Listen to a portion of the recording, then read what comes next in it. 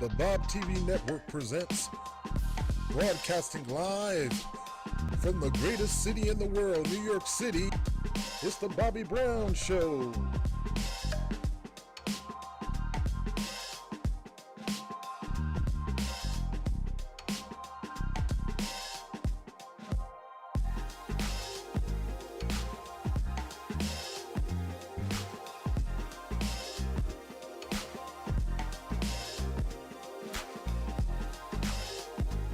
And now here's your host, Bobby Brown. Well, good evening, everybody. This is Bob TV, Bobby Bob TV, better known as Bobby Brown of the Bobby Brown Show, and it's been a long week, so to speak. Just to let you know, last Sunday I was not able to do a broadcast because it was Mother's Day weekend, and like you, if you have your mother still alive, you did whatever you could to spend time with them while you got them. One of the things we always say in the old Southern Baptist church is tomorrow's not promised. But I heard a message say, here today, gone today. So you never know when your time is up, and here I am thinking I need to spend all the time I want with my mother before she leave or before my dad leave, when I really, thank God they're both still alive, but they need to be spending time with me because you never know who can go first.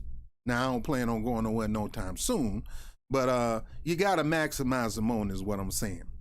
And yeah, I've been eating, man. When I went home, I ate like crazy. I eat stuff, you know, I'm on this plant-based diet, plant-based lifestyle, and I'm not 100% plant-based, but I am probably about 90% plant-based. And one of the things I made a decision to do that I'm not buying meat, but if you have me over your house and you're having to put a little bit of meat on it, and I very rarely come to see you, maybe a little bit, not too much, but I'm not buying it. And if you know me and you making me meat, that's a problem. But your parents, my mom lives in Florida, my dad lives in Virginia. Anytime I go spend with them, I'm gonna eat up. I'm gonna let them cook, especially if they love cooking for you. Let them cook, and yeah, you might gain 5 pounds like I did in a month. Back on, you know, because I was doing good. I went from 155 to 135. Now I'm at 140. I mean, it's worth it. It's worth it. It's worth it. Anyway, let me get into the story of the day. Before we start, I want you to hit the like button. That pumps up the algorithm. Share it on every social media you can. Facebook got me on lockdown because I said something about James Clyburn and Donald Trump, and I won't get out of Facebook jail till next Tuesday or something like that. I can't even upload videos there. I can't even go live right now on there. But like, share. If you haven't subscribed to the channel, by all means, hit the subscribe button. Hit the notification bell. Make sure it's on always. I am going to venture off and do Bobby Brown shows on the Geo, which are news topics of the day that I feel I can't wait till Wednesday or Sunday to tell you about. But today we're going to talk about this right here. Yeah, that guy right there, that's Biz Markie. Biz Markie had a hit song back in the late 80s and early 90s called She Got the Vapors. Pretty much means that, look, you was into me back then, and now I'm big time. You want to be into me. Girl, get out my face. Well, Simone Sanders admits getting the vapors from Joe Biden. Yeah, I told you that. I told you that a long time ago. I told you I met Simone Sanders here at the Brooklyn Yard when Bernie Sanders came out here. We had coffee and we had a pretty interesting, time together. I mean, she didn't look nothing like she looked now, boy. She looked like a linebacker from Green Bay Packers. You know, right now, I mean, just telling you the truth. Look, I'm trying to get rid of some pounds myself, but she looked like a linebacker from the Green Bay Packers. Shorty girl is she ain't no slimming. She is thick. She got some broad shoulders, boy. So if you ever need somebody to break through the offensive line, you better put her on. You better draft her in the next draft, and she proves it. She proved it. She proved it all through the Joe Biden campaign. Yeah, she proved it all through the Joe Biden campaign.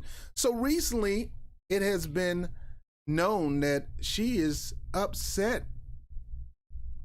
She's upset that she didn't get the press secretary role. Now, what did I tell you? You have to stop letting these people use your blackness for their political gain.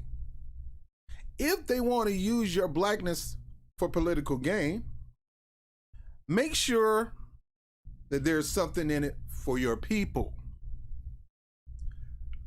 Make sure there's something in it for your people. Don't allow them to pimp you. I was watching Key and Peele skit when there was the gay guy. I guess Keenan was the gay guy, and he was working in a call center or something, and he assumed the other guy was just poking fun at him because he was gay. So he was just hitting him with the identity stuff, not knowing all the time that that guy was gay too. He just didn't flaunt it like he did. This reminds me how the political parties try to use identity politics to gain power. We got a gay person on our team. We got a black person on our team. We got a Pacific Islander on our team. We got an Asian on our team. So we are in your corner. Just because you got somebody that look like me don't mean that you are in my corner. Heck, you can get somebody in power that look like me. Doesn't mean you're in my corner. Fool me once, shame on you. Fool me once, shame on me. You did that with Barack Obama. The Democratic Party was holding Barack Obama as the true change for a black generation. And there was no true change for a black generation. Just some symbolic gestures. All right, so we're going to get into the story right here. And it's worth talking about today. And I'm going to get right into it.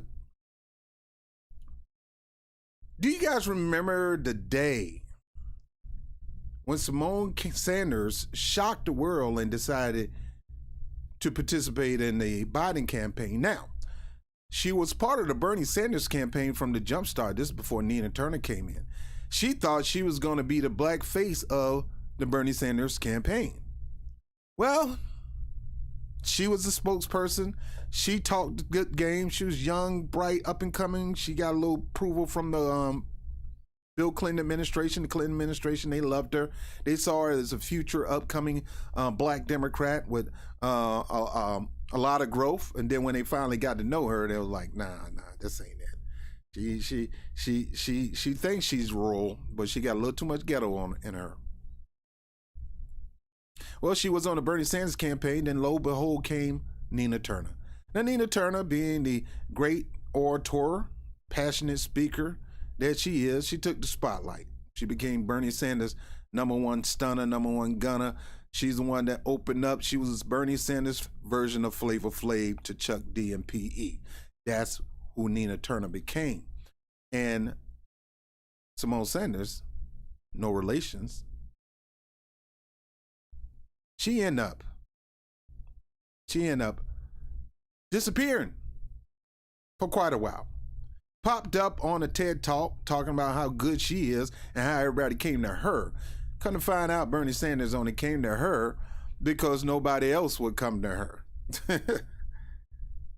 And she was looking for a job. Nobody else picked her, but Bernie gave her a chance.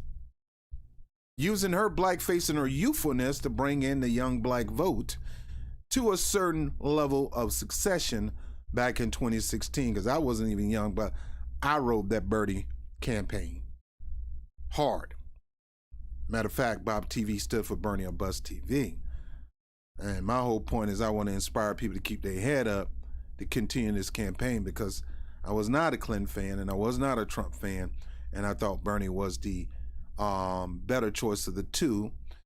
But then I did some looking into Bernie Sanders' voting record and seen that quite a few times he voted on the wrong side of history. But a lot of us lefties, a lot of us progressives think he's always voted on the right issues. No. But let me keep going with this story. So lo and behold, Nina Turner ended up heading up Our Revolution, become Bernie Sanders' number one black choice, if you want to use it that way. I know some of you people don't want to hear me say that, but she is the black face of the Bernie Sanders campaign and the political movement.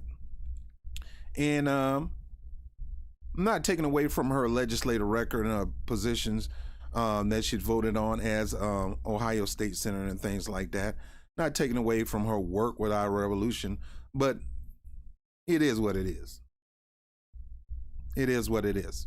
And that's not a bad thing. I mean, if Nina Turner listens to the grassroots, if she listens to the soil, if she take the vision of Black America and implement it in her campaigns, she'll get overwhelming support. Now, she's getting a lot of overwhelming support in the polls right now, but when it comes to the vote, actually getting in the voting booth, she still need black support. But let me get off her.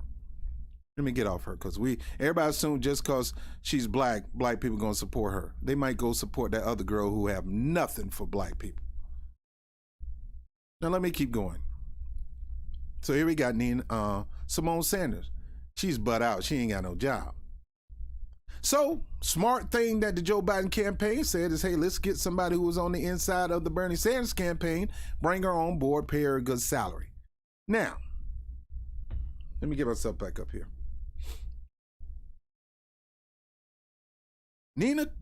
Simone Sanders saw a very great opportunity to cash in on the Obama-Biden administration. This is her only shot to possibly become part of a White House staff. Oh, she wanted a position. Oh, she was willing to do everything to get that position. She'll do anything. Anything. I got these cheeseburgers, man. She'll do anything, man, to get in the White House. And she did just about everything to try to get in the White House. Like this. In the neighborhoods we come from, the three...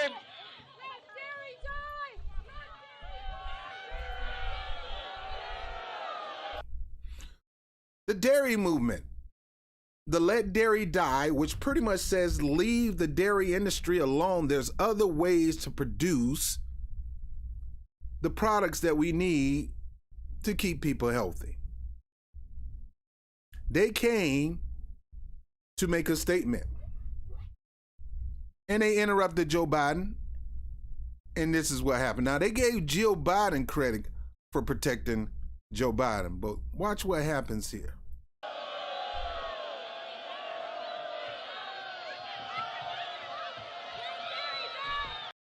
Simone,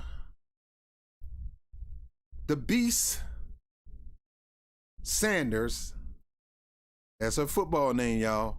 The Beast from the East tackles a protester for Joe Biden. Why are we doing all this stuff for people who don't really care about a black agenda, a black movement? But of course, Simone Sanders didn't do this for black empowerment. She didn't even do this for the left. She didn't even do this for the progressive. She did this for Simone Sanders. I believe if I go Kevin Costner for Joe Biden, I could possibly get me a White House position. Let's see that again. Roll the tape, Jim.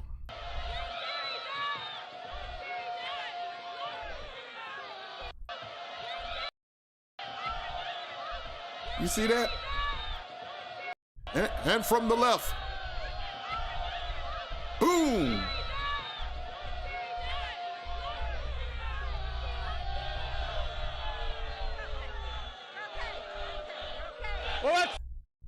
Now, two black people, Simone Sanders and some other dude, they pulled the dairy protesters off of Joe Biden. Now, there were no threat to Joe Biden, but you got to do what you can. I mean, Simone Sanders, I know Joe Biden got Secret Servicemen around there. I mean, Simone Sanders had to knock down the Secret Service. She's like, yo, who needs you? I got this. I'm Kevin Costner to this man. I got to prove my point because I want to be White House secretary, which she really wanted to be press secretary or be advisor, because she was the advisor, senior advisor to that campaign. Now, why did they make Simone Sanders, former Bernie Sanders surrogate, former Bernie Sanders campaign or press secretary or whatever you want to call it, why did they put her in those positions? Blackface. Blackface. We get her talk about black issues. We get Bernie Sanders did the same freaking thing. We talk about the black issues and she stand up and let these people know that Bernie Sanders or Joe Biden have black people back. And she working hard in these campaigns. Hard. Tackling folks. Pile driving them. Gore, spear. Roman Reigns, spear. Goldberg, gore for this man. Expecting something to get in return, because she ain't just do that just to be doing that. She expects something in return. Now, Joe didn't know what was going on, boy. He was all over the place after this. Listen to him. He's like bewildered. We're gonna go. Look. Where you going, Joe? We're gonna go. Look. The middle class are getting clobbered. The middle class are getting clobbered. Too many people in the neighborhoods that Jill and Val and I grew up in. So they're getting hurt. They're badly hurt. And guess what? So Joe Biden want to talk this middle class. The middle class getting crushed. It's called people like you, people like Trump, people like Obama. Most of these top political leaders in these political parties are doing everything else but helping the middle class. Now, recently, he's proposed some things that should help out the middle class. I give him credit for that if he can muscle up enough boldness and whip up votes and apply the pressure to get certain people. You know who these certain people are: Joe Manchin, Sinema, and all that. His scapegoats did not really get something done. That's all they there. They're there to work for Joe Biden. They want you to think that Joe Biden did whatever he could, the progressives did whatever they could, the CBC did whatever they could, but we couldn't get it because we had those two people. Those are just hired, paid scapegoats of Joe Biden. They're the blockers. There's no different from up here in New York. We had Cuomo. Cuomo said if you can get rid of IDC, because the IDC is the one blocking me from doing this. Well, he created the IDC, the Independent Democratic Caucus. He created them. And he had them and which are pretty much Republican Democrats, them and the Republicans going against his so-called progressive policies. So whenever he proposed a progressive policy, they would come against that, and he would say, well, what can I do? What can I do? I did all I can do. What can I do? Man, you know how to whip these people in a position to get something done. You don't want them to get nothing done. That's why you put him there. Now we got rid of the IDC, and he was supposed to pass marijuana legislation the moment the IDC were removed, and health care the moment that they were removed.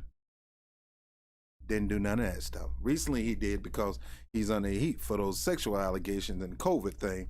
He passed marijuana legislation. But let me finish. They're the places where we come from, many of you come from. It's where we're... Joe Biden don't know what the heck he's talking about. We're going to go. We're going to go. Go where? Where are we going? Going to get some chicken? Going to get some Pop-Tarts out the cabinet? Yeah, so she was willing to tackle for Joe Biden. Willing to get in front of anybody, shame anybody, belittle anybody to protect her white zaddy, to protect her golden goose, to protect her ticket to the top, because she just assumed that she was going to get all the way up to the top. Now, my problem is, because look, You know me, I'm not for parties. I'm about platforms. And if you're going to do something for the people, I'm going to give you a chance to do something for the people. In this case, Simone Sanders, and it hurts me to say this, Simone Sanders did what she could to get Biden elected. Everything she could to get him elected, and she get the vapors from this dude. He did give her a position.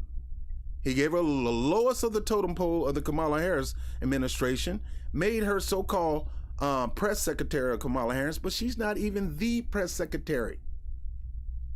I think Jean-Pierre, the Haitian lady, she's the press secretary. She never did nothing for Joe Biden. That lady ain't never did nothing for neither one of Joe Biden or Kamala Harris. She wasn't on the trail. She didn't do nothing for them. Nothing. And she got a higher position than Simone Sanders. Just like Stacey Abrams. Stacey Abrams broke her back to get Georgia in the hands of the Democrat. I thought the least thing the Democratic Party should have did was make her the head of the DNC. That same strategy she used to win Georgia, she can use this in a 50-state strategy. Make Howard Dean look silly. What is Stacey Abrams doing? She should be the DNC chair. But no, they gave it to Jamie Harrison. Jamie Harrison, who got his butt whooped by Lindsey Graham. Sure, he came close in the polls, but when he got to the actual election, Lindsey Graham still whooped his behind, and they gave him the position instead of Stacey Abrams. And ain't nobody did more for the Democratic Party and more for democracy in general than Stacey Abrams when it comes to voting and getting people registered to vote. Now, understand about how the Democratic Party and the Republican Party work. The Republican parties want to pass laws to stop voting. They want to make it harder. The Democratic Party want to make it seem like they want to make it easier. But in some cases, they don't make it easier. So when it's time to get people who's been thrown off the rolls by the Republicans, to get them back on the rolls, the Democratic Party don't want to fund this. Stacey Abrams sees that, so she goes on a campaign and develop this organization to get funding to try to get people back on the voting rolls in Georgia, something she could be doing in every state.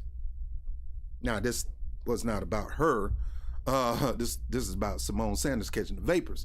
But she got the vapors. She got the vapors from Joe Biden. She got the vapor. Oh, they give her tongue praise. I don't want no tongue praise, man. I want something that's going to last. I'm not running from Georgia. I mean, even Keisha Bottom ain't even running for... Look, I go into Keisha Lance Bottom about that because there's something funny about her not deciding to run for mayor again. I don't know what's going on because nobody, as of right now, there's no support for her running for state office or senatorial campaign as of now. But let me get back on Stacey Abrams. Yeah, she got a nod for a Nobel Peace Prize. So did Trump. So did Jared Kushner. People who don't deserve jack, they got a nod. So that don't mean nothing. And they may work their magic to get her that Nobel Peace Prize. But what is it? That's just a reward for you. They needed to put her in a position to take that strategy and implement it in 50 states. But they didn't want to do it. Where's the reward? This is what I'm saying. Put these people in a position that if they want to utilize your services, there need to be an exchange, not a personal exchange, but a mandate. Okay, if you want me to do this, then this is what we got to do for my community. You come to me. I didn't come to you now. In Sanders' case, she probably did go to Joe Biden administration because she ain't had nothing to do. After Nina Turner burnt her out and took the spotlight in the Bernie Sanders campaign, she had no job. The only job she had was on CNN. So I'm quite sure she lobbied to get a position with Joe Biden, but then again, a smart person in the Biden campaign probably knew that she knew the insides of the Bernie Sanders campaign, and what better way to beat that campaign than get somebody who worked on the inside. So nevertheless, whether she went to them or not, she got burned. She got the vapors. Whether Stacey Abrams won't admit to it or not, she got burnt. She got the vapors. She should be the DNC chair. Let's go to this case, because, hey, if you can knock somebody down, somebody definitely can knock you down.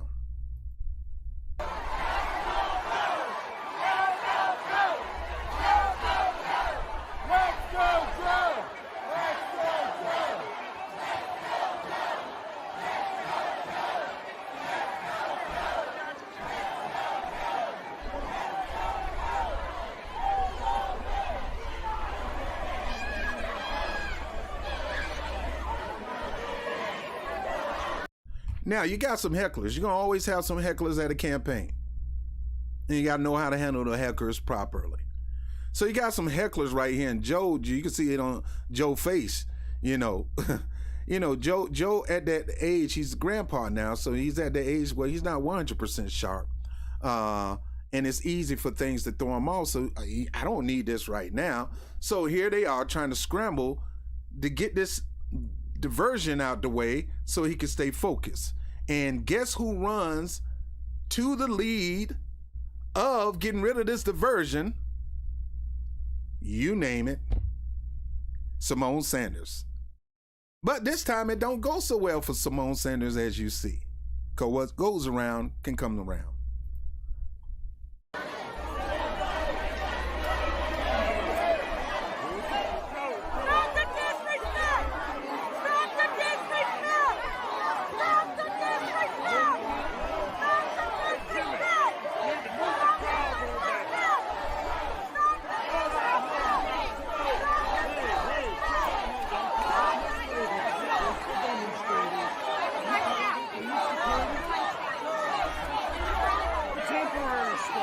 Now, right about now, somebody gonna hit the floor. Somebody's body is going to hit the floor.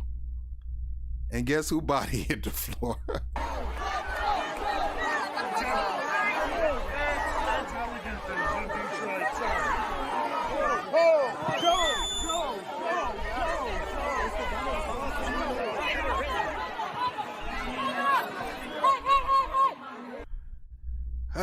Who's that? Who's that? Yeah, she brings in the police to try to get the people out. And, you know, you got to do that. I mean, it's a diversion. It's a deflection. Of course, you're going to get some people to move them out. But she's a little bit aggressive. She wants to be in the middle of moving these people out. She wants to get her hands on some of these people herself and move them out, trying to impress Jill and Joe. And it didn't work out for her. But I was trying to find the other angle to this, because there's another angle from a news reporter. And man, she tried to push this person. This person was like, yo, who you pushing? They pushed her behind right back down. So here's now she's a little embarrassed, so she want to try to get some attention.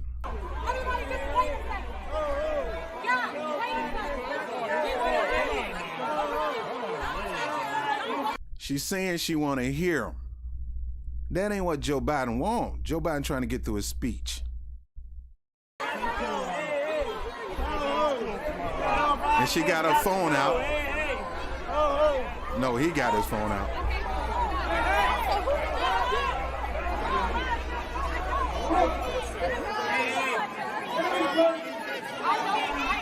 See, she can't control this crowd, because this ain't a bunch of white people from Derry. You got some black brothers and sisters in here. They ain't gonna have that. So you gotta watch your step. You push me, I'm pushing you back. These people never said it was for Trump.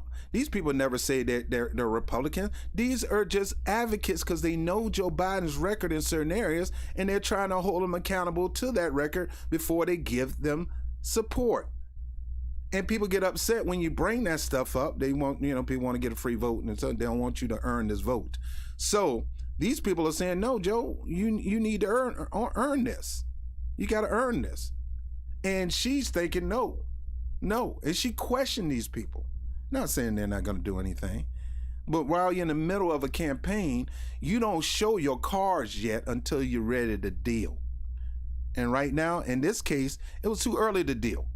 You still have time to use your political muscles to get something done for your advocacy group or your organization that you're working with. Same thing with the union, especially with SEIU and Mary Kay. Just folded. Trying to get the members of the union just throw their support right away. No, you are supposed to stand for us and tell them, if you want support from my people, I need you to do these things. That's your job. If you want the support from my organization, then we want you to fight for these issues that we're fighting for in our organization. We need you on record and promise to put that on your platform. James Clyburn just say, hey, we know Joe. Joe knows us. Didn't go to Joe Biden and said, look, if you want me to ask the black community to support you, then I need you to do this, especially for the black community of South Carolina who I represent. I'm not going to just give you a free because you Joe. My people need stuff. The community colleges are not getting the funding. The free clinics are closing. We got work to do, bro. Until we get your work, then we gonna open this stuff up. This is what I'm saying. Simone Sanders didn't have that on her agenda. Simone Sanders' agenda was, I want a position. It looked like she playing a good position. Linebacker.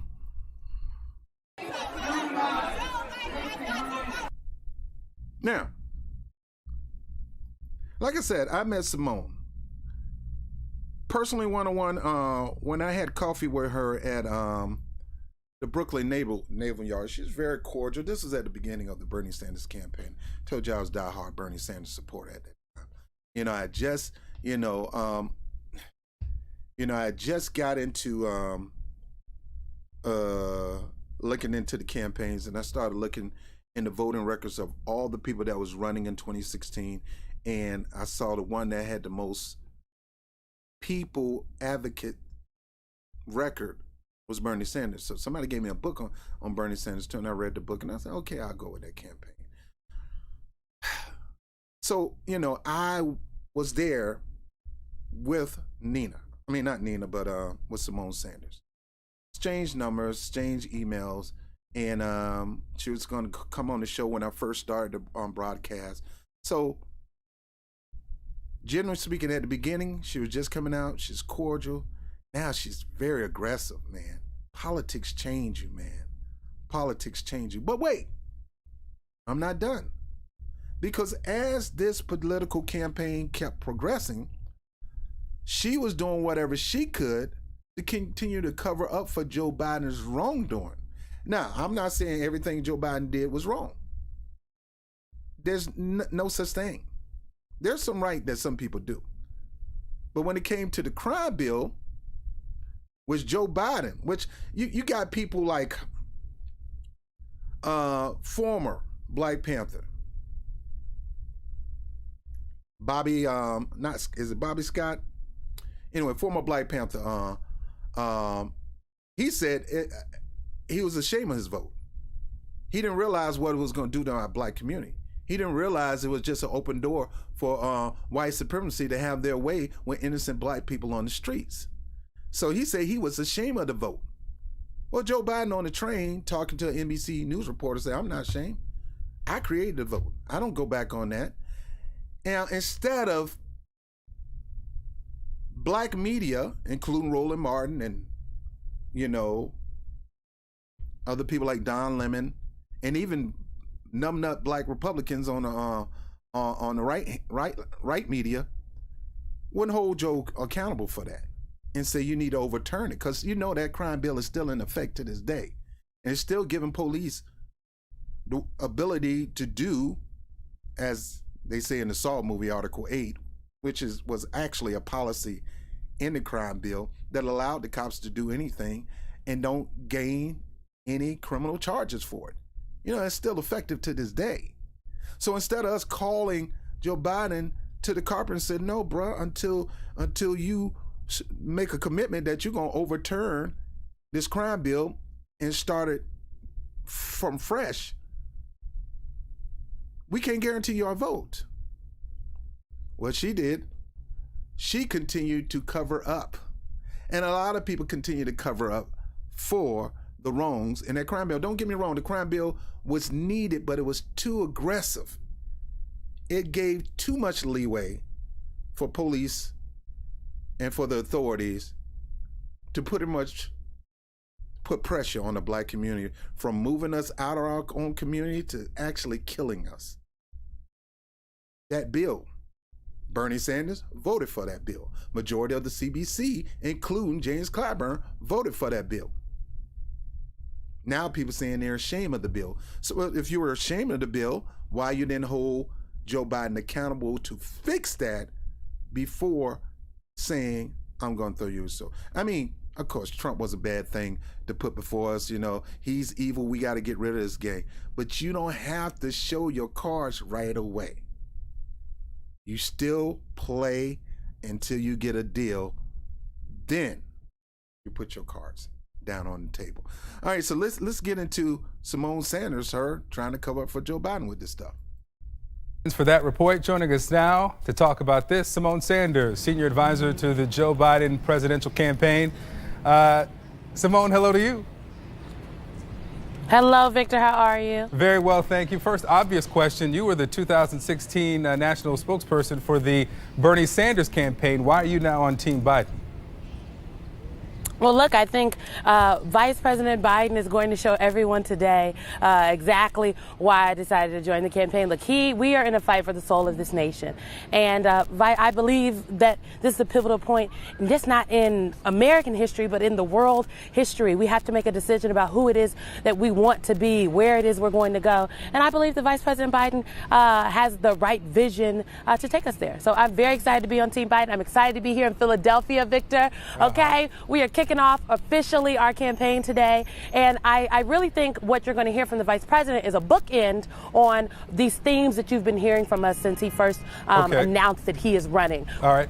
I don't have much time with you, and I wanted to get that out of the way because I'm sure the viewers have that obvious question. But let me talk about the vice president here. And we heard from Senator Harris in that piece from Arlette about her refuting a claim that the vice president made this week that the 1994 crime bill that he wrote did not contribute to mass incarceration. I want you to listen to former President Bill Clinton. This is President Clinton, who signed that into law in 2015. Now, again, Bill Clinton was not the originator of the bill. Joe Biden, Orrin Hatch, were the original originator of the bill. Then you got racist Republicans that joined forces. You got to understand, you got your conservative Democrats and your conservative Republicans. The bottom line, they're conservative. You got bigots on the Republican side and the Democratic side that saw this as an opportunity to really get some things done on behalf of their side versus the side of those who are oppressed, those who are regressed. As a matter of fact, the policies that they were pushing did more. Now, Bill Clinton did help the economy, give him that. But when it came to this, it really, really hurt the black community. I remember coming up and I couldn't even walk to DeSoto Square Mall without walking by, without people locking their doors. Trying to roll up the window. Back then, you roll up the window. I'm like, what you rolling up your window for? You too slow?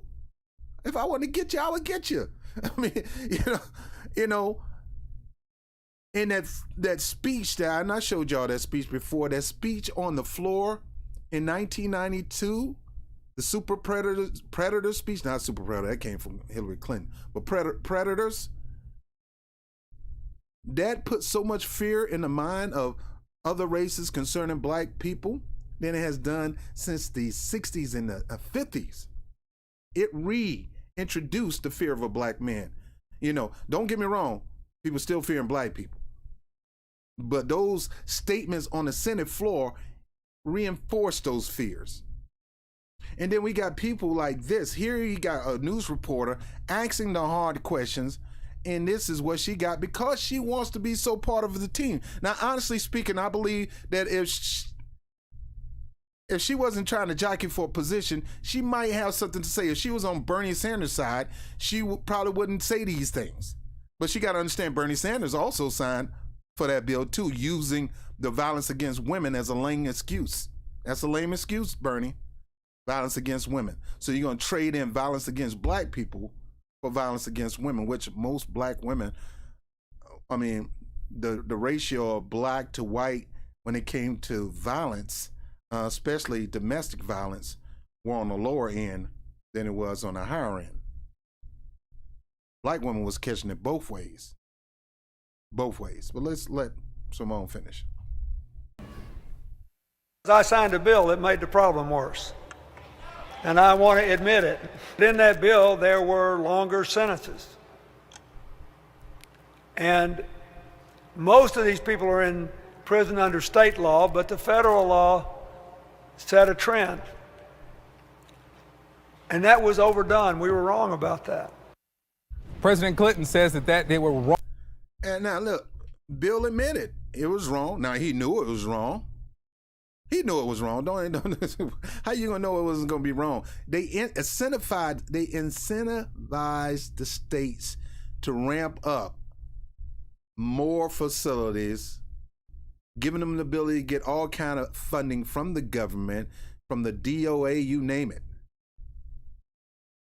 They gave them extra money. They gave them extra money to beef up the police system. They gave them extra money to beef up weaponry, to militarize the police. The money that you see, our money has went to the militarizing of the police departments that you see today because of that crime bill. Now, most Republicans voted for that bill because it's a bigoted bill. So, of course, the Republicans are going to vote for it. But you got too many Democrats that side along with the Republicans. And then you got Democratic Bill Clinton that signed it into law. And you got Republican bigot, what's his name? I can't even think of his name. The one that, anyway. He was the, I'm losing it with the names today. He was the House Speaker back then, Bill Clinton. Newt Gingrich. Happy. Thought the bill was beautiful. All of them in one accord for a bill that is designed to hit the black community hard. Very hard. Wrong about that. Senator Harris has said that it contributed to mass incarceration. Why isn't Vice President Biden admitting what we're hearing from the former president? Well, look, I think we can go back to Vice President Biden's comments at the National Action Network breakfast in January, where he noted that the crime bill, by way of this disparity between crack and... I'm sorry, guys. National Action Breakfast is right here in New York. National Action Network is right in Harlem. Right across from the, bridge. People come there because they want black support. You know who's in charge of National Action Network? Al Sharpton. It's more like a kiss the ring ceremony. That if I can get Al's endorsement, all black people gonna come to my side, and it's not true. Because now people are waking up about who Al Sharpton is.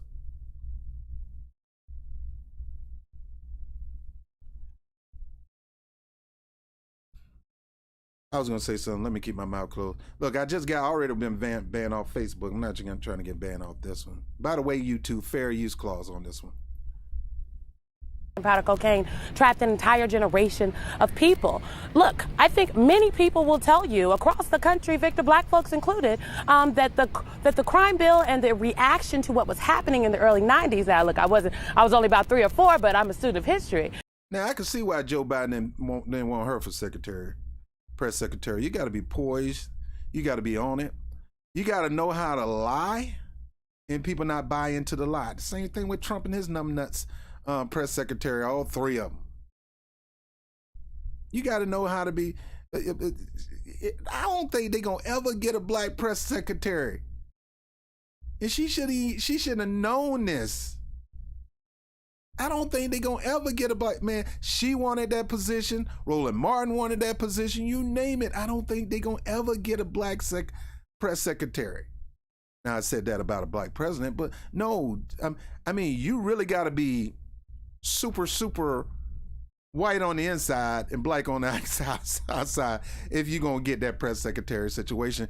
And clearly, Simone Sanders ain't that.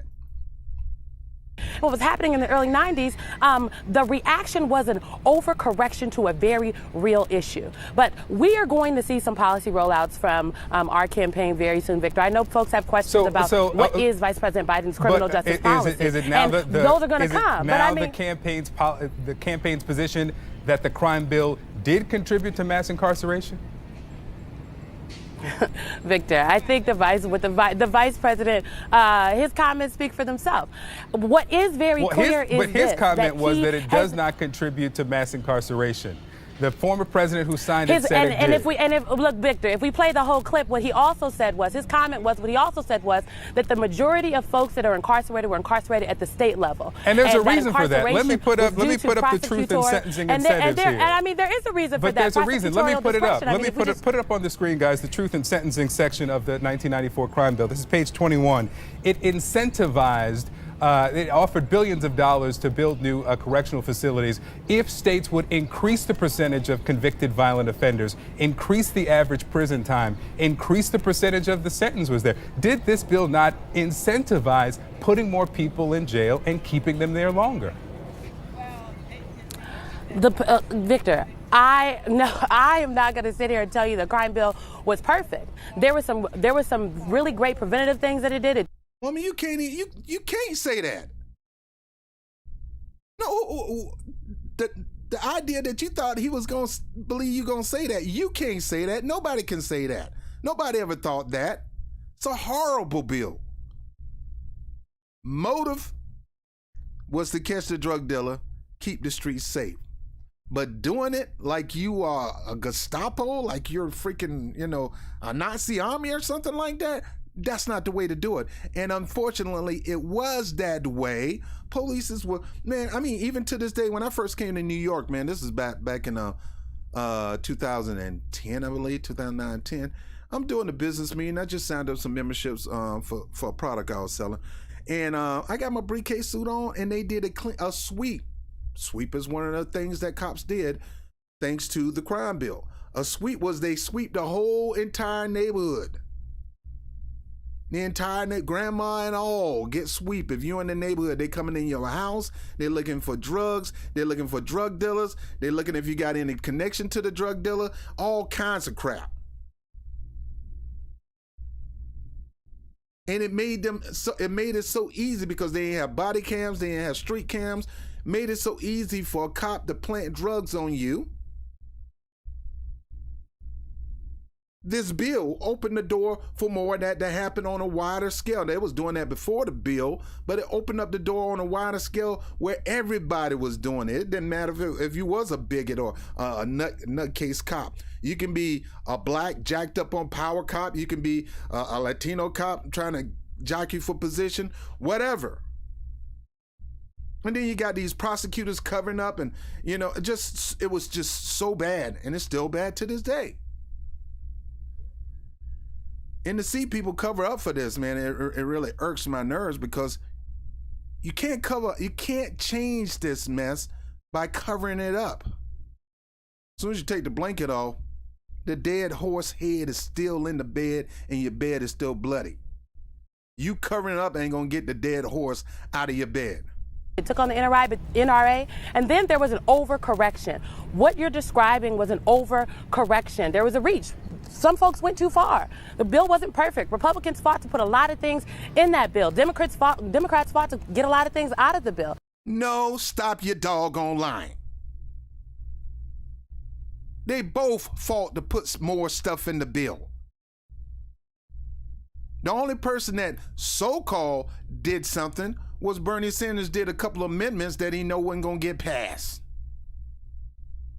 Did a great speech on the floor, but he knew them people was just going to let it come out the other ear. But yet at the end of the day, he still signed that crap himself. When it comes to white supremacy, you got to stop thinking Democrat and Republican. White supremacy are in both parties. The whole system is part of this government. And we got great people who go out there and fight for our freedom for this, and at the same time to come back and the government hit them sometimes. Black brothers and sisters fighting in World War I, World War II, come back and just as racist as they can. Come back and you come back and you fought in this war and you did this and you come back, you doing what you can to serve and protect your country. Then you got to come back and you got to get the police all in your face.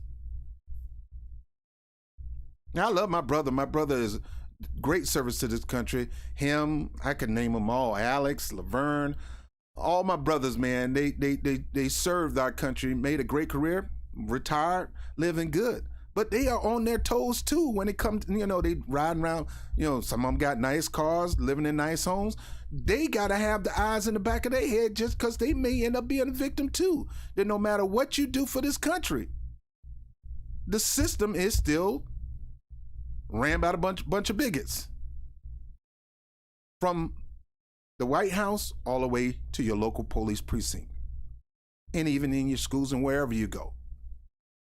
And instead of admitting this to fix this, people want to cover up for this stuff. But at the end of the day, Victor, at the end of the day, no one is suggesting that what has happened, what has ravaged communities over the last 27 years does not need to be fixed. No one is suggesting that there's not a real issue, there's not a real problem or a real issue.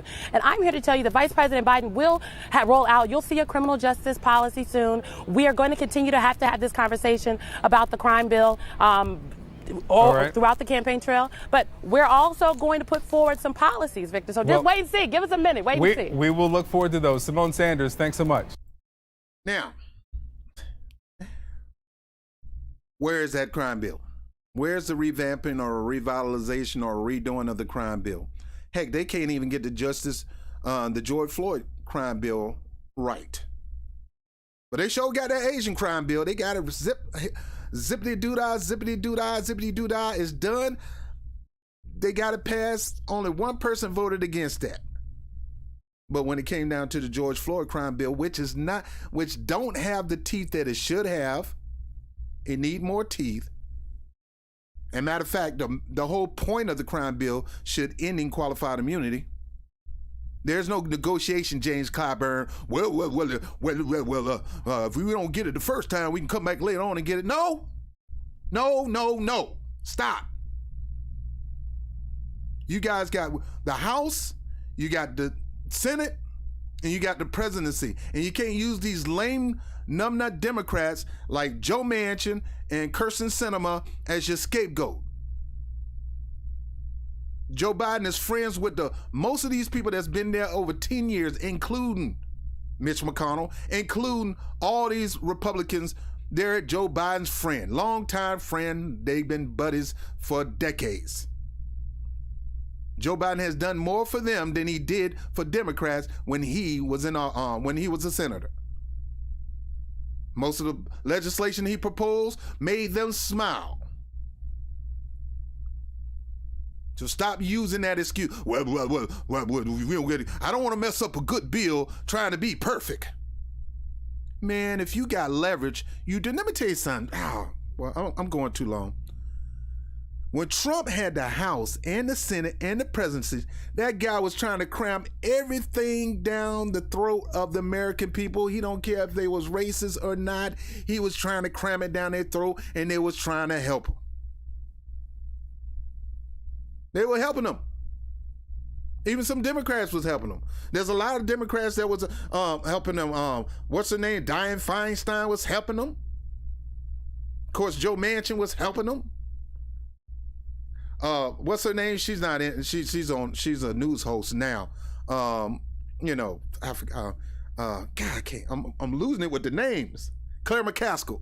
All these racist Democrat Republicans. That's what I call them.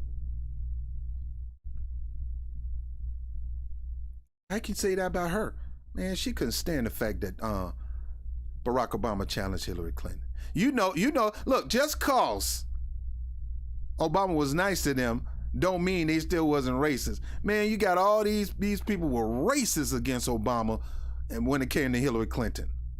Some of these people still in office today, including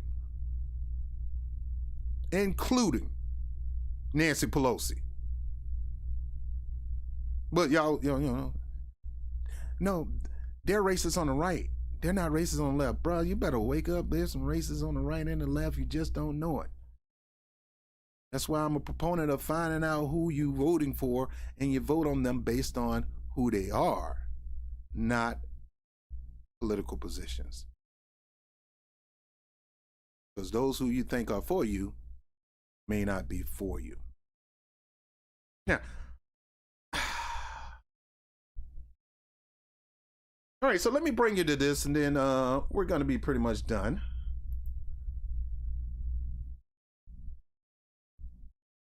I'm looking up the many just opportunities where she went on TV and fought to defend Joe Biden aggressively.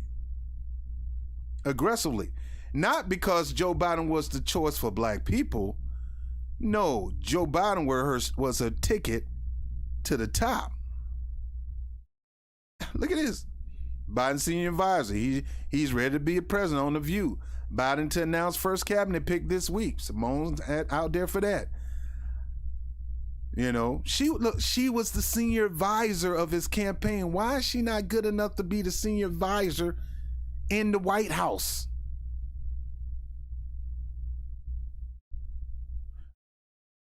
Because like I said before, the same reason why Omarosa wasn't good enough to be too much a senior of Donald Trump. Black is not good enough. Simone Sanders on her work with Joe Biden. Simone Sanders, Biden believes qualified immunity need to be reined in. No, he don't. They trot her out there to say stuff like this when he don't. He say that when he put it in the bill. How can you say, I don't think nothing wrong with the bill, but you saying one of the major parts of the bill need to be reined in? Matter of fact, Joe Biden talking about putting more money into police departments. He talking about beefing it up. The only reason he talking that talk is to continue to string us along. Simone Sanders on leaving Bernie Sanders for Joe Biden. We have work to do, attracting Hispanic voters by the senior advisor Simone Sanders. So here she is. She's trying to make sure Biden get that black vote and Latino vote. Biden economic plan. So she's been going bodyguard hard to push this man into office, but he could not go body hard for her to be put in the position of press secretary or at least senior advisor. She don't even have a junior advisor position. They put her as a senior advisor to Kamala Harris, which is really not a senior advisor position. Now, I'm going to show you that soon. But she went bodyguard hard on this. But let's get into this. Now, usually the people who really break their back to be used as a tool to draw in the black vote, they get these good book deals. You got Kamala Harris, got a good book deal. Bakari Sellers, I could call it sellout. You got Zerlina Maxwell, book deals. Stacey Abrams, book deals. No, You Shut Up, book deals. To me, I'm not selling out my people for a book deal. I'm trying to sell my people in. And the best way we can get something sold in, let me bring myself back up. And let me have this conversation with you before we go into that. We need to take a page out of Tammy Duckworth's book. Tammy Duckworth is the Asian Democratic leader that told Joe Biden that you can forget my vote for anybody who you trying to get in a position if you ain't trying to get more Asians in a position and you do more for Asians in my community. Now, I can hate Tammy Duckworth for that, but I can't. She's representing her people. Do you know how low the Asian vote was for Democrats and Republicans? They don't take a side. super low. But yet Tammy Duckworth made that bold position in the face of the Democratic Party and said, look, until you do something for my people, until you get some of my people in more positions, don't ask me to do jack for you. And don't come to me with this disloyalty crap. I'm loyal to my people, my community, not to you and not to this party and not to no freaking position. I earned this position. You're not going to get another Asian from the Asian community to represent in the Democratic Party. Don't you understand? That's what Malcolm X was talking about. He like, look, I'm starting the Black Nationalist Party. And the reason for the Black Nationalist Party is we're going to elect people from our own community that's going to support our vision and promote our vision and nobody else's. That's one reason why they had to gun him down, because he was on the position of making that happen. He was putting it in position. He wasn't, Elijah Muhammad didn't like him going political, but he finally went political and decided to start a political party, and that was the mandate. He said, I'm asking black people to detach themselves from these political parties, both of them, one's a wolf, one's a fox. Detach yourself from these political parties and start your own block. So he started the Black Nationalist Party. He did what Tammy Duckworth threatened to do. Look, I'm all about my people. You want more Asians, you got to do more for Asians. You want the Asian vote? You need to do more for Asian vote. And you need to make you need to make a declaration for it now or forget about it. She got more done when it came to Asian justice in about 3 months than we, the people who vote 80 to 90%, got done in 40 freaking years. 40 freaking years with a black president, with a black AG, 2 black attorney generals. That's why I tell people, you got to stop thinking about whether this Republican or Democrat or Trump. No, it's about what you're going to do for my community. And just because you say you're going to do, because they say they're going to do all these things, but when it's time to get something done, they look out for everybody else. The first legislation Obama pushed was for women, white women mostly. The first legislation push was for the LGBT community, for Joe Biden. Asian community, the Latinos with the DREAM Act.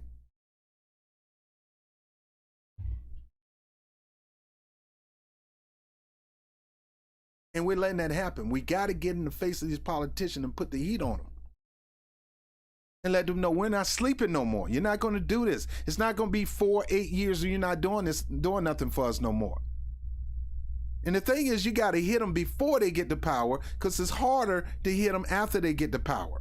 Now, they got to try to retain power, but if you refuse to hit them hard before they, in order for them to retain power, you're losing your juice. And I'm telling you, black people, the Latino community is going to start waking up to who they are, and they're going to start fighting for positions. The Asians are already jockeying for position, and they're using their political leverage to do it. The Latinos are going to start doing that too. You got a chance to do it while the iron is hot. They need you. Nobody votes. Nobody votes like we do. Let me get back to the story so I can go on. But this was important. Jockeying for position. Simone Sanders is not jockeying for her community. She's jockeying for herself. And I get it. You know, you want power. You want some kind of power. Well, listen to this. She's chasing a Washington dream, and he's the nightmare. Now, the nightmare is the person. Let's go to Wikipedia to tell you what the nightmare is. It's an old position from way back. It said they're the person who was in charge of developing city nightlife. So I guess this brother's job is to develop the nightlife for DC. This is Simone Sanders' boyfriend. Now, I prejudge her because she's a staunch feminist. And a lot of women was trying to holler at her, and I thought she was taking the bait. Look, to each his own, you do what you want to do. But I'm surprised that she got a black brother I'm surprised. But she got a black brother. Hey, I ain't mad at you for that, sister. But there was other articles. Let me tell you these two articles. I was going to read this one. Simone Sanders hurt at being passed over for press secretary. So even though she tried to make it look like she wasn't affected by this really hurt her. See, Simone Sanders went from senior advisor to Joe Biden on the campaign trail to Simone Sanders as senior advisor to Vice President Harris. She got a demotion. Well, Rob, she got a position in the administration. Yeah, she do.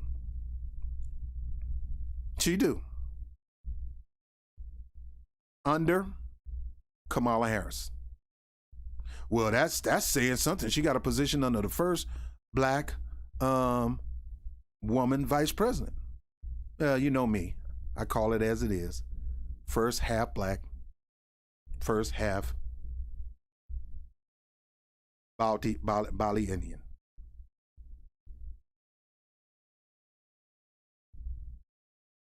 She got a position, a historic position. But she is not gaining anything that she wants to with that position. Now, look, Jen Psaki claims that she only going to do 1 to 2 years. So the press secretary position is going to be open again. This is Jan. Her position is going to be open. Now, I guarantee it's not going to go to her. And she did more for Joe Biden than anybody. If it goes out to a black person, it'll probably be Bakari Sellers. But it definitely ain't going to come to her. But let me, and there's a couple more articles from, I hate when these people put these stuff up here. The Griot says Simone Sanders hurt she wasn't selected for Biden press secretary. She should be hurt. Simone Sanders hurt by President Biden not giving her press secretary role. She should be. This is from Black Enterprise. Simone Sanders tackled a protester. The Root get right to it. She tackled a protester to save Biden and still didn't get the press secretary gig. She got a right to be upset. You got a right to be upset. I mean, it's just like being jilted, man. I thought I was going to be Bernie's press secretary, and he left me for Nina Turner. I thought I was going to be Joe Biden's press secretary. He left me for one of his own, Jim Psaki. Dang, man, you need a glass of wine after that. Need a whole bottle. Those 2 glasses his. The rest of that bottle is hers. Let's read this and we're done. It's Wednesday evening in April. In the ambience at Old Ebbitt Grill, the historic tourist trap steps from the White House. Great restaurant. I've been there before. Great restaurant. They got some great steak. Not a steak eater no more, but they had great steak. Feels familiar, if not exactly normal. The restaurant is operating at 25% capacity per DC's COVID-19 guidelines. A family with 2 young boys worked their way through a mountain of French fries. Waiters in black masks bring martinis to tables separated by transparent dividers, and a new political power couple tucks quietly in the back of the booth. What's wrong, brother? You want to be seen with her? I mean, she thick, boy. She thick. Why you want to be tucked in the back booth? Oh, I get it. You don't want nobody to recognize y'all and bother y'all while y'all have a nice dinner. Simone Sanders, 31. I mean, she's young, man. She's young. My prayers, being that young, recognize that you can't trust nobody and you can't assume nothing. So you got to play your position and play it very well. Because obviously she didn't do it in this position. Hey, look, I've been in the positions where I play it well and it's hurting, didn't play it well and it hurts me to this day.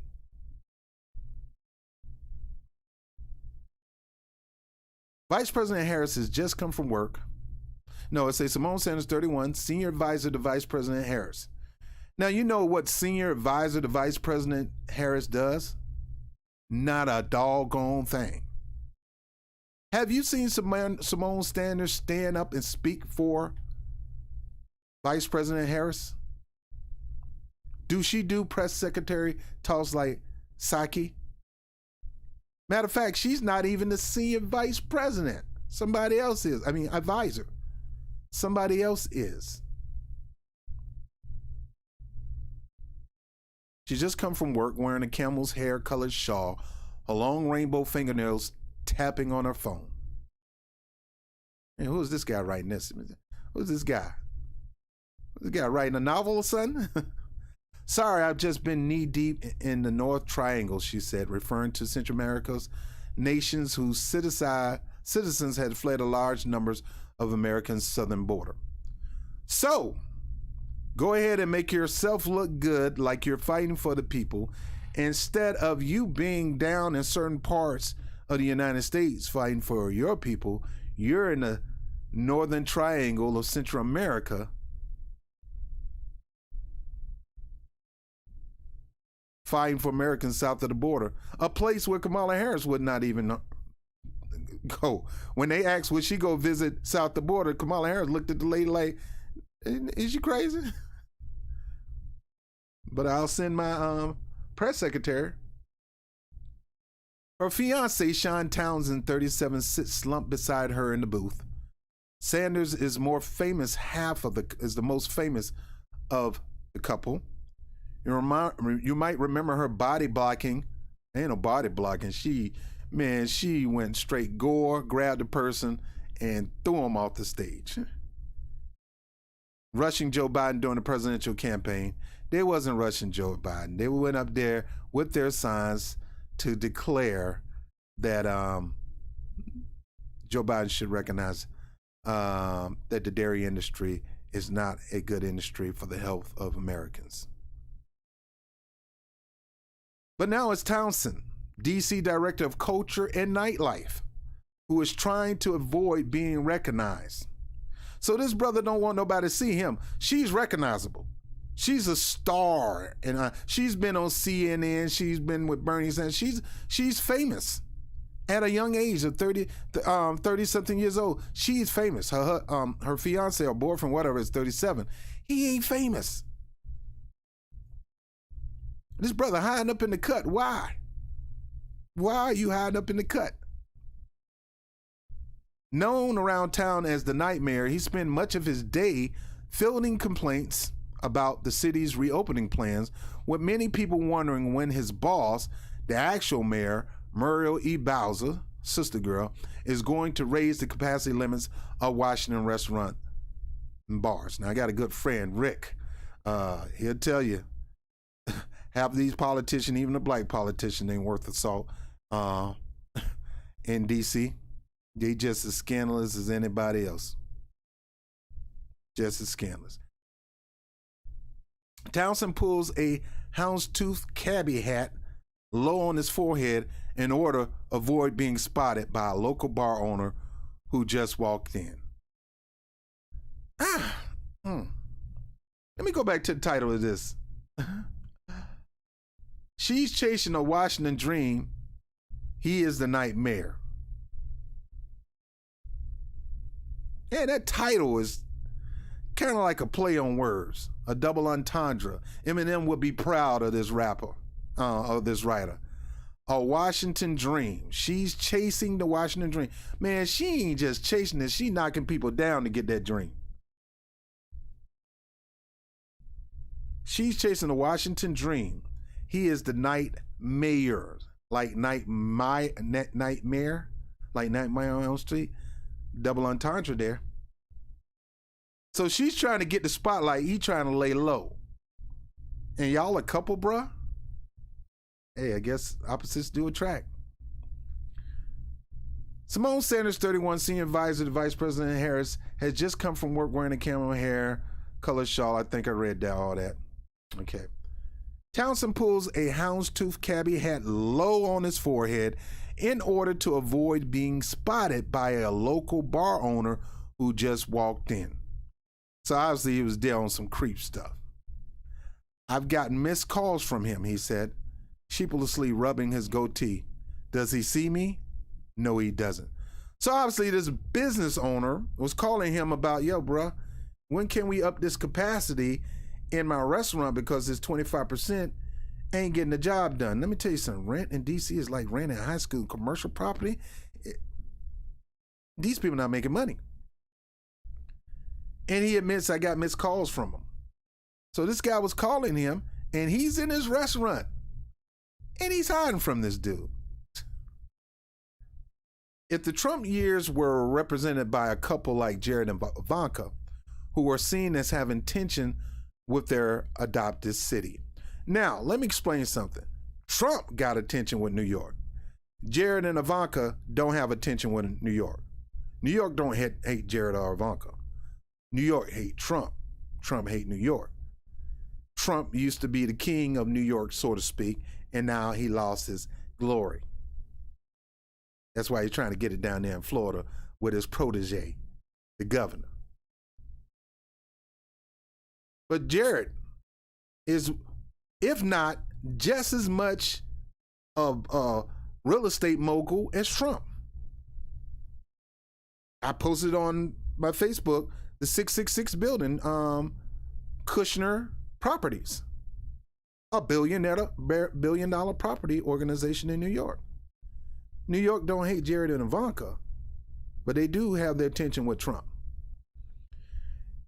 And George and Kellyanne Conway, who were seen as having tension with one another, the reason they were seen with having tension with one another, she went to work for Trump and he's anti-Trump.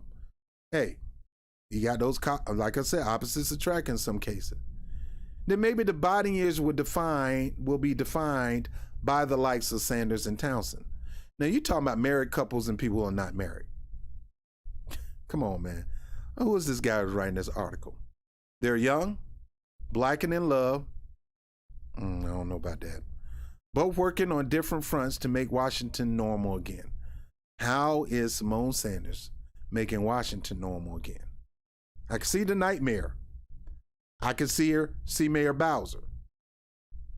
What does Sanders got to do with making DC normal again? This is your first time inside, Sanders asked me, her voice gentle, as if talking to a stray puppy. And that's how she talked to you one-on-one.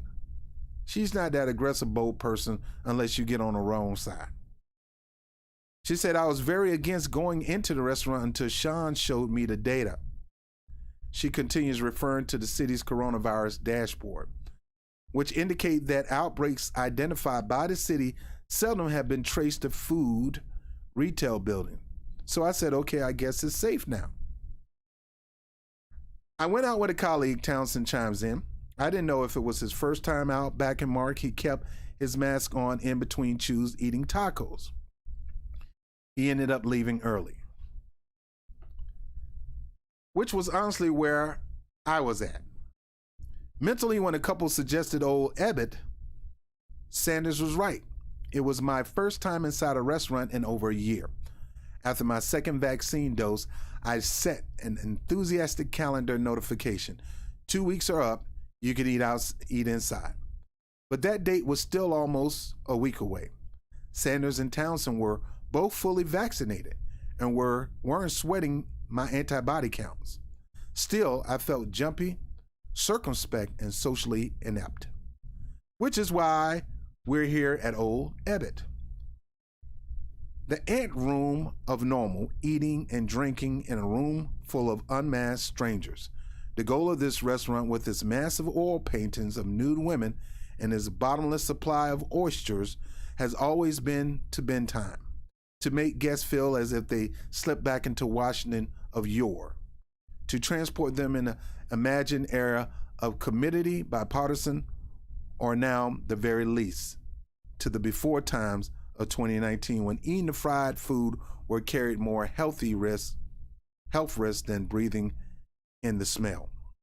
The calamari here is good, Sanders said, squeezing lemon juice over a plate of deep fried squid and pushing the plate into the center of the table, ready to gobble it down, because she loved to eat.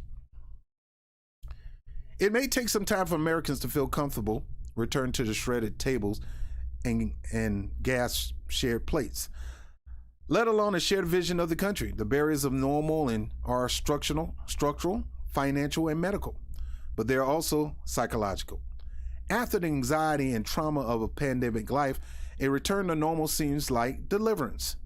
Then again, normal is how things felt in Washington right before Democrats elsewhere would nominate a far-right revolutionary, while Republicans went all in on a TV businessman with a penchant for authoritarianism and vanishingly thin connection to reality.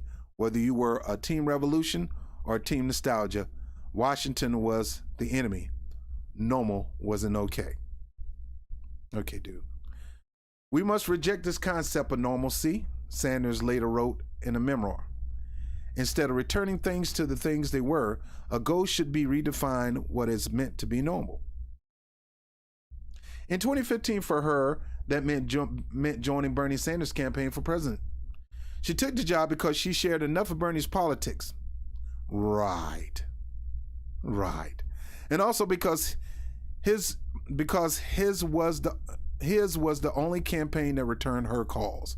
Boy, I don't know who this writer is, but this guy is very strong with elaborate big words, trying to paint a picture in your mind. But when it comes to roasting people, lighting them up, he showed doing this in her.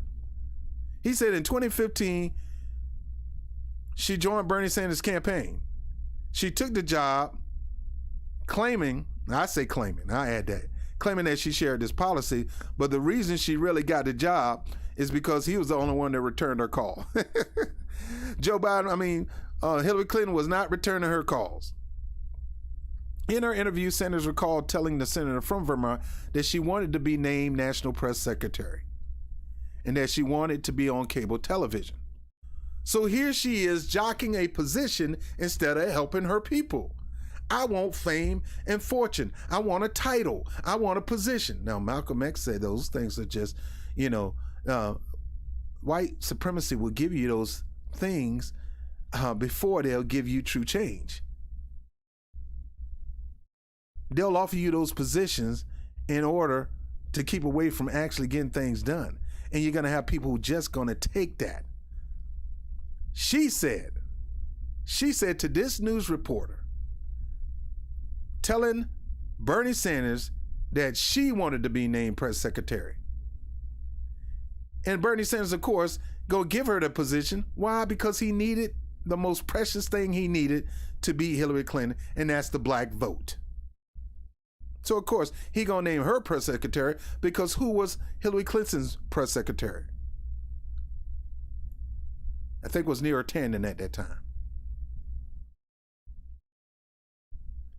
And that she wanted to be on cable television. She wanted to be on TV. So she wanted to use Bernie Sanders. Now, it's right. You want to use me for there's a reason why you want to use me as a black person. All right, you want to use me? This is what I want in return. But instead of doing this for her people, she did this for herself. And despite having a little experience, they agreed. Of course. Because Bernie Sanders needed some black face to get some black support. It's just like Donald Trump. He needed Omarosa to try to get some black folks. He needed those crazy nutcase Diamond and Silk just to get some black support. He went and got all the black ministers. Not all of them, but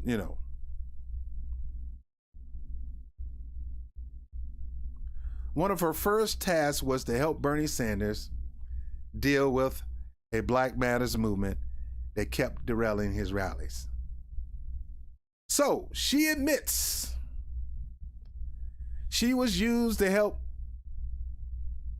Bernie Sanders deal with the Black Matters movement as a tool to calm them down. And instead of saying, no, I won't be used as a tool to calm them down, I will be used to try to see how we can support them and help them. Now, when I talk about Black Lives Matters, I'm not talking about this mess that we got right now. I'm talking about the movement. Disruption is an effective tool, and at its core, it's about attention, she wrote in her book. And so she made it a personal mission to help communicate the issues fueling the disruption, getting in touch with BLM activists ahead of the events, and brokering listening sessions. It worked, she wrote. The disruption ceased to exist. Now, honestly speaking, I've been following the Bernie Sanders campaign in 2016. I don't remember none of that crap happening. None of it. None of it.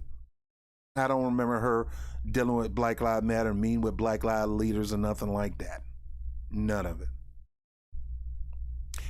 In her memoir, Simone Sanders took care to make a distinction that others sometimes did not. She said, I know when I was hired to work on the Senator Sanders campaign, I was often referred to as the Black Lives Matter activist.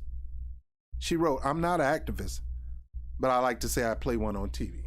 Well, we all know you're not activists, because an activist usually don't seek for self.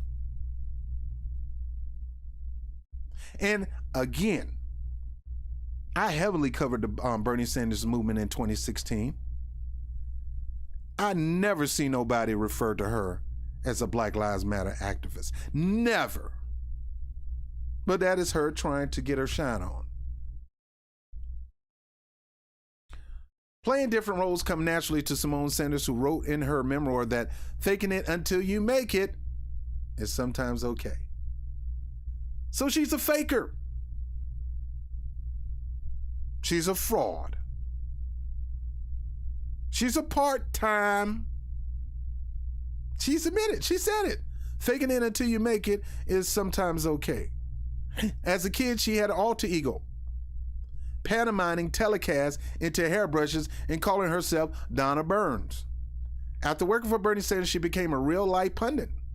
So she envisioned herself being a pundit, and she actually became a pundit. So that's where she get that faking it till it make it. Working for CNN and then linked up with Biden in 2020, her supporters call that kind of flexibility necessary to being successful in politics. What supporters do she have? The detractors say it's a sign that she never stopped faking until she makes it, and that the only thing she truly stands for is Simone Sanders. Boy, whoever writing this is brutally honest. I'ma fake it until I get to wherever I need to go. I'm gonna act like I'm with you. I'm gonna kiss you. I'm gonna support you. I'm gonna fake it till I get my position. She's something of a classic and often derided Washington archetype, that consummate operator able to escape from one type of politician, a democratic socialist. Just because she was the spokesperson for Bernie Sanders don't mean she's a democratic socialist. And let me tell you something, I got a friend named Marco Ponce who's a real socialist. True to the dog socialist. And a socialist don't go from socialist to conservatism. A true socialist would never support a capitalist. Never. So she go back and forth from democratic socialist to establishment favorites, depending on whose coattail. Boy, is this guy telling it. I don't know who this guy. I'm gonna have to find out who this guy is. Depending on whose coattails seem more promising. Now, this is the Washington Post. This is Jeff Bezos. This is a Democratic-leaning newspaper.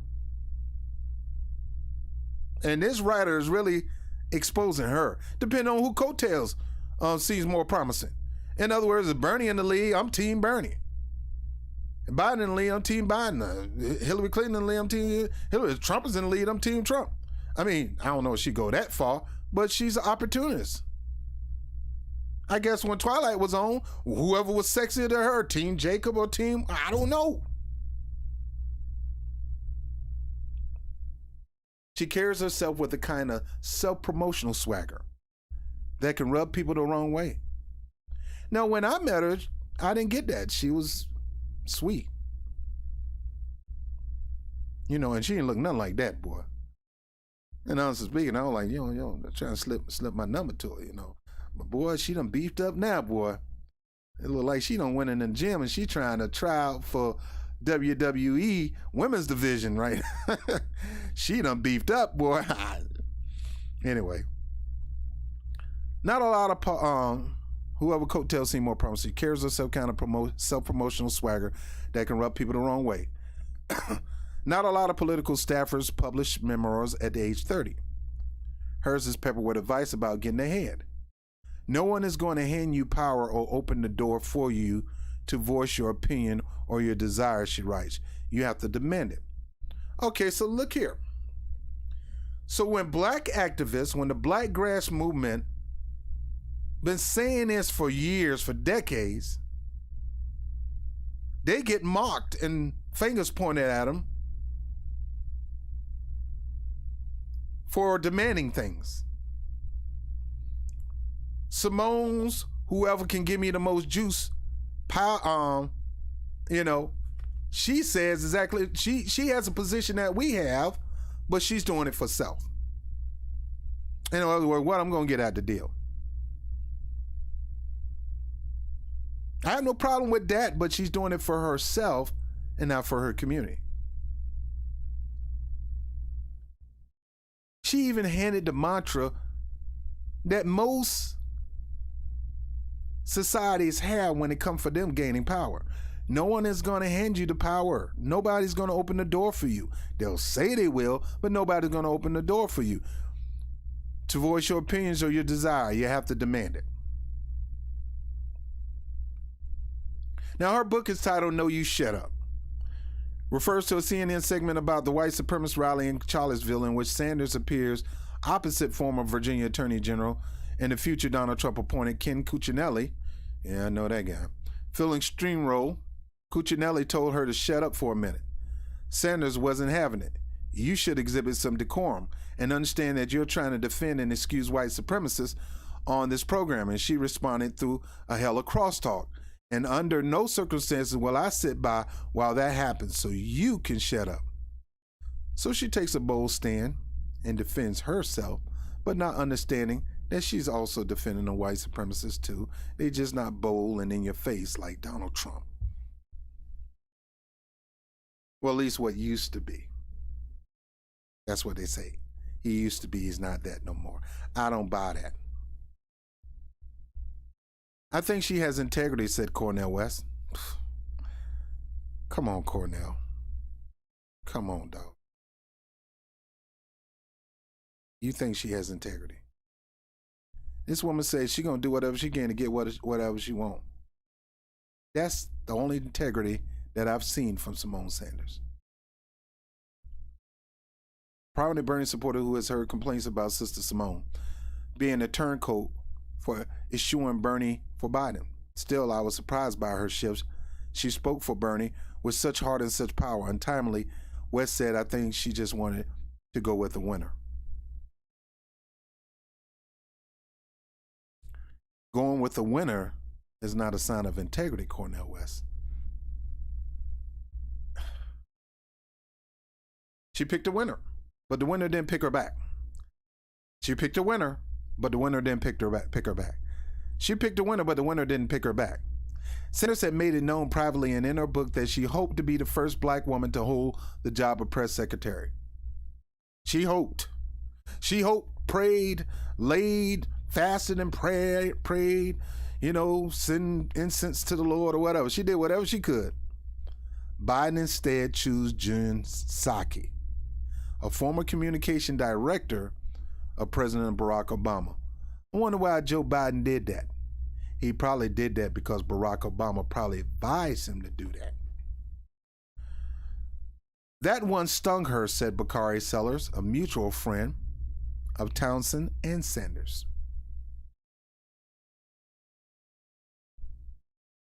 Now, me and Bakari Sellout has had some back and forth ourselves. Yeah, little old me and Bakari Sellout had some back and forth. It's because I'm not going to get into my issues with Bakari Sellout, but we had a disagreement. My disagreement was don't give up the goodies before it's time. And I mentioned to him, a slut voter is somebody who decided to give up their goodies before a level of commitment. And I called him a slut voter. I said, don't get mad at me. I'm not giving up my goodies unless I can hear a level of commitment. If I don't hear it, you're not getting it. I'm not a slut voter. Sellers said Sanders spent a lot of capital in that job, oftentimes asked to defend Biden when the campaign had a problem with black community. Sellers said Sanders spent a lot of capital in that job, oftentimes asked to defend Biden when the campaign had a problem with the black community. In other words, we need you to go out and be our little pet. I'm going to say it just like it is. You go out here and be our little token Negro and make us look good. And she was about as bold as that Joe Biden had.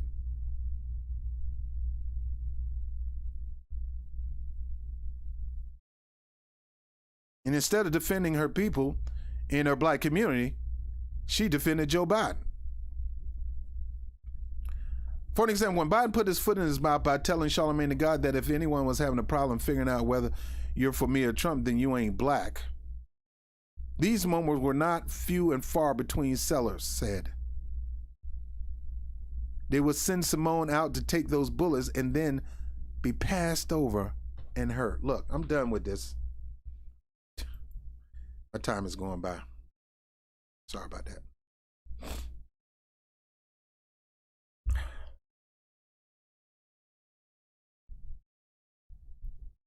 I read a scripture, Bible, said out of the abundance of the heart, the mouth speak.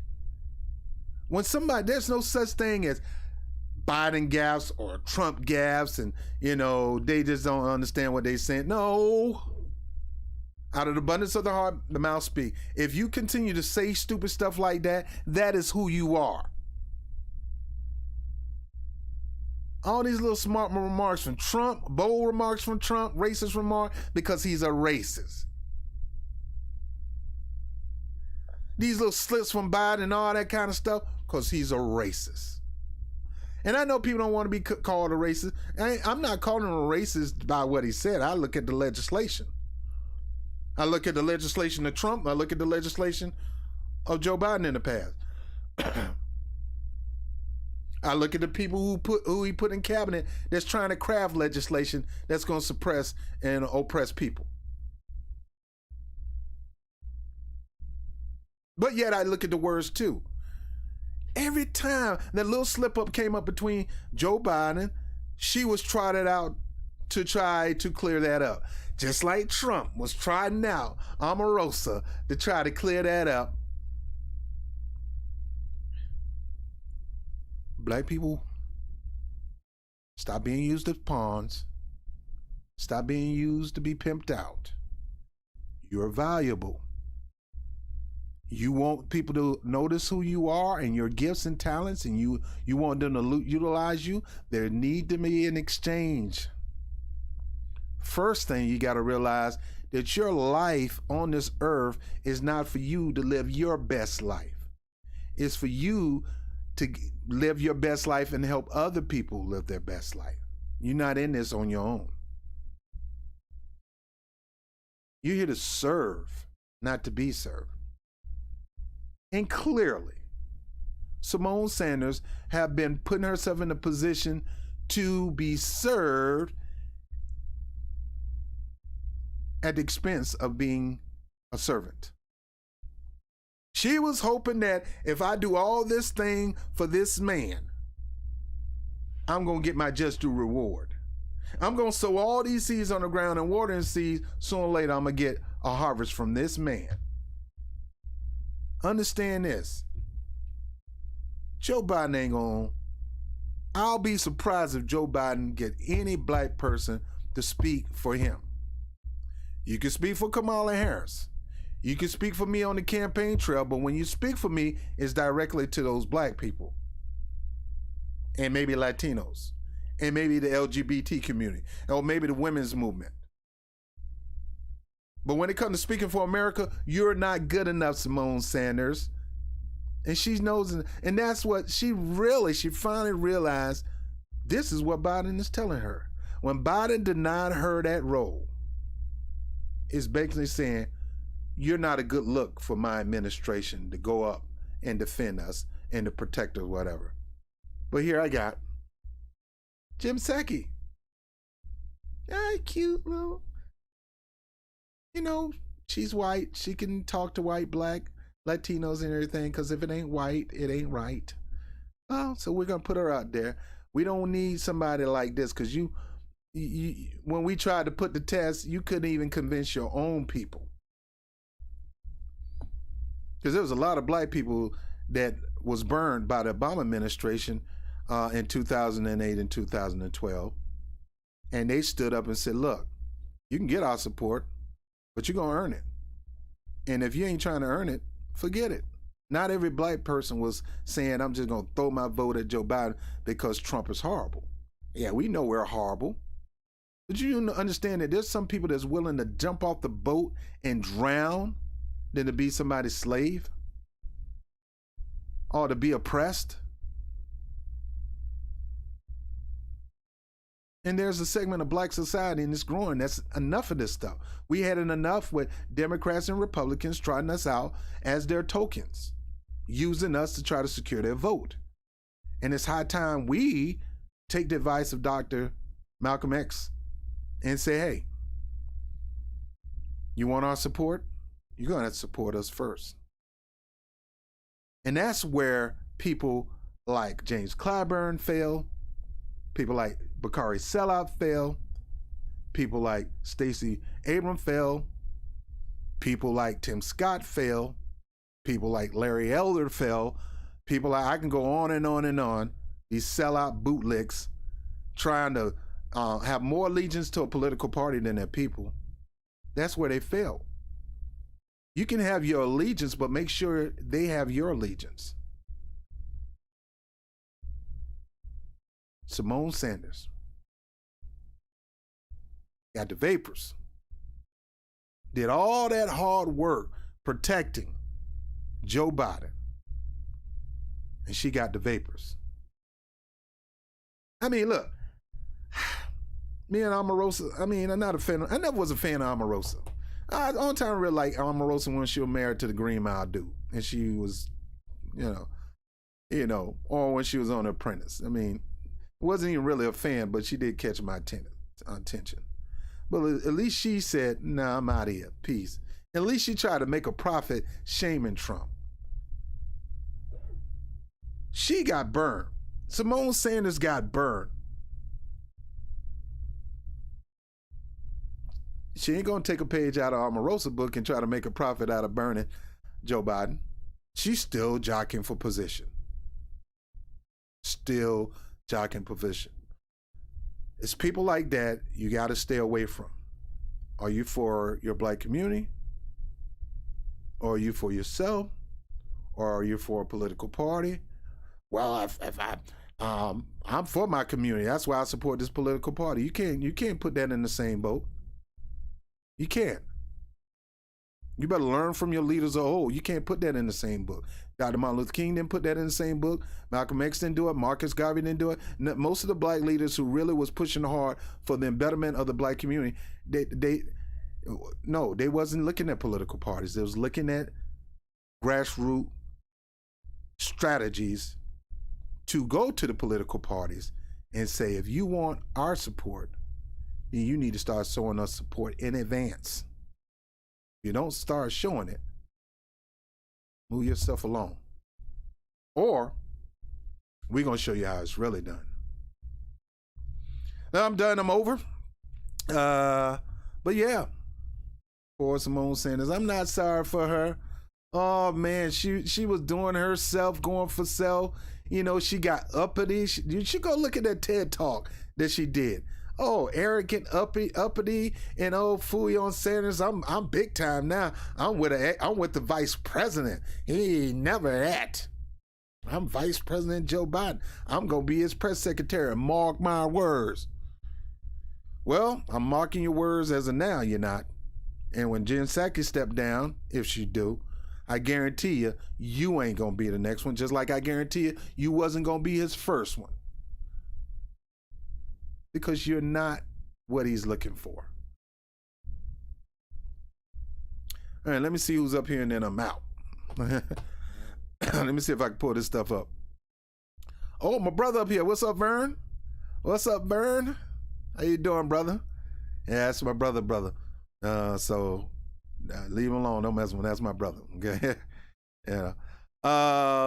He said, I want some chicken. Alcoholic said double on the bubble up.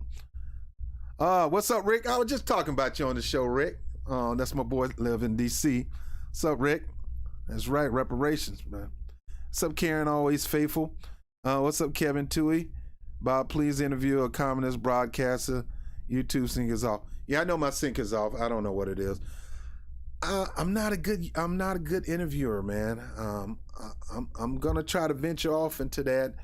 I don't know how to work it. I might have to switch over to a different broadcast system, maybe StreamYard or something like that, or But I'm not a good interviewer. I think what I'm going to do in the future, if I do have somebody on the show, I'm going to let y'all ask the questions, and I'm going to sit there and ask the question. If they live in New York, we're going to go on location and do the show,